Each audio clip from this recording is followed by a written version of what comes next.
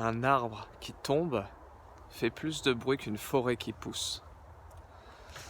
À travers cette phrase et une expérience que je vais te partager, je vais te montrer comment tu peux dans ta vie devenir finalement imperméable aux éléments extérieurs, à ce qu'on appelle, tu vois, le monde, ce qui se passe dans le monde, toutes les merdes qu'il peut y avoir, mais aussi finalement toutes les bonnes choses.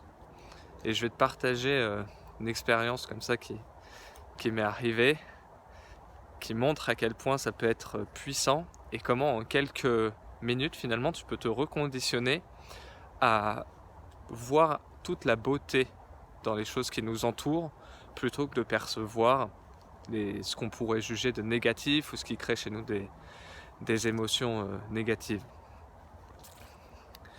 À travers cette très belle phrase-là, j'ai fait faire une expérience à des amis une fois. On était au ski dans un chalet, puis il y avait l'annonce du confinement. L'annonce du confinement, pour plusieurs personnes, ça a été quelque chose qui a engendré beaucoup de peur, beaucoup d'émotions qui étaient liées à la peur, beaucoup de doutes, c'était aussi lié au manque de maîtrise, etc. etc. Et puis, si tu veux, moi j'ai été un petit peu pris à partie parce que ces personnes-là savaient que j'ai l'habitude de penser un petit peu peut-être différemment.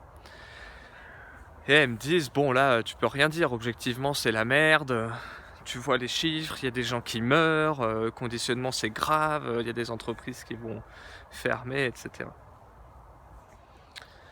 Et je leur parle de cette fameuse phrase, et puis je leur dis que, tu vois, dans le monde, il se passe tellement de choses que tu ne peux pas consciemment, tu ne peux pas penser à tout, tu ne peux pas avoir conscience de tout ce qui se passe. C'est impossible. Donc que tu décides de choisir relativement consciemment, entre guillemets, des éléments sur lesquels tu veux mettre ta conscience, des choses que tu veux percevoir, ou que tu dis bah non, moi j'ai que les choses importantes qui viennent, et que tu laisses, je sais pas, le journal télé, les amis qui t'en parlent, ou peu importe, tu vas percevoir du monde que ce que tu veux bien en voir, et c'est pas exhaustif, tu vois.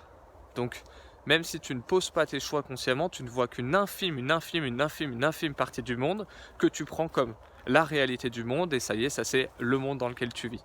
Mais il faut bien savoir une chose, c'est que toi et moi, comme aucune autre personne, on ne vit pas dans le même monde. Personne ne vit dans le même monde. Vivre dans le même monde, ça voudrait dire percevoir du monde exactement les mêmes choses que la personne qui est à côté de soi. Ça n'existe pas, c'est impossible. De par notre expérience, qui a généré des croyances, de par notre éducation, et de par là où on pose le regard à chaque instant. C'est impossible. Donc personne, à ce niveau-là, ne vit dans le même monde. Ok ? Et donc, tu peux choisir de regarder la guerre, de regarder les gens qui sont en train de mourir, et tu peux choisir de regarder les gens qui sont en train de naître, les entreprises qui innovent, plutôt que les entreprises qui polluent, etc. Ça ne veut pas dire de rentrer dans une forme de déni et de se dire que il n'y a pas de mauvaises choses qui sont faites, que personne ne meurt, etc.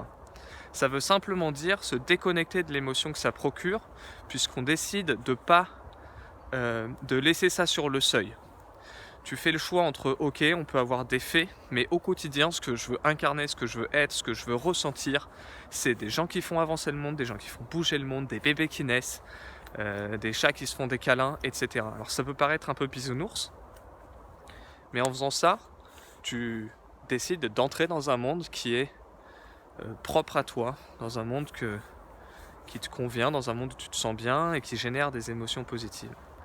L'expérience que j'ai fait réaliser en partageant un peu ça, et où forcément je me confrontais à des opinions qui étaient différentes, puisque les gens en face de moi ne vivaient pas dans le même monde que moi, donc avaient du mal à comprendre de quoi je parlais. Et très bien, libre à elle, tu vois, il n'y avait pas de problème là-dessus. Tiens, je vais devoir jouer un peu avec un chien, je crois. Pas hyper chaud. Pas hyper chaud pour aller chercher ma balle. Bon. Et donc pour en revenir à nos moutons, j'ai fait faire une expérience, je suis désolé, je suis long, ce matin je dois être un peu fatigué. Je fais faire une expérience à mes amis à ce moment-là, Et je leur dis, ok, vous pensez que vous vivez tous dans le même monde, vous pensez qu'objectivement il y a des trucs graves qu'on devrait connaître, et il y a des trucs moins graves qui sont pas importants de connaître. Vous pensez vraiment qu'il y a une culture générale, commune à tous, etc., etc. Très bien.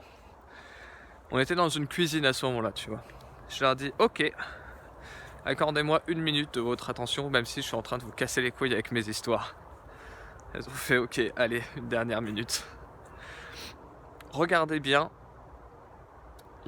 on est dans une pièce, et regardez bien tout ce qui est bleu dans cette pièce. Je le raconte hyper mal. Je suis pas en forme, c'est pas grave. Donc à ce moment-là, je leur dis, ok, regardez ce qui est bleu dans la pièce. Vous avez 30 secondes pour regarder le maximum de choses bleues. Ok. Maintenant, vous fermez les yeux. La personne qui me cite le plus d'éléments bleus gagne. Combien il y a d'éléments bleus? Combien vous en avez? Donc là, ils réfléchissent. Ok, moi j'en ai 5, moi j'en ai 7, moi j'en ai 8, moi j'en ai 9. Putain, ok, propre. Alors vas-y, dites-moi les éléments. Bah non, mais c'est facile, là il y avait plein d'éléments bleus, etc. Il y avait ça, il y avait ci, etc. Elle me les cite. Ok, pas de problème. Maintenant, citez-moi les éléments oranges que vous avez vus dans la pièce. Et là, elle marque un petit temps d'arrêt. Et elles en citent 1, 2, 3. Genre, même pas, je sais même pas si elles sont allées jusqu'à 3. C'était vraiment beaucoup moins. Et donc, qu'est-ce qu'elles me disent?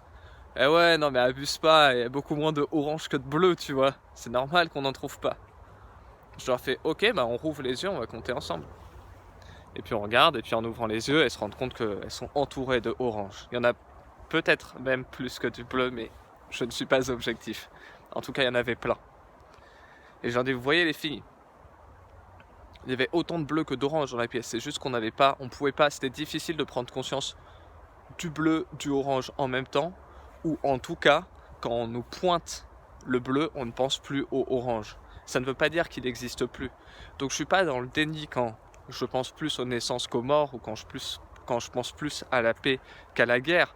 Je pourrais avoir des milliers et des milliers de vies et j'aurais pas assez de vie pour énumérer et ressentir tous les moments de paix qu'il y a eu dans le monde.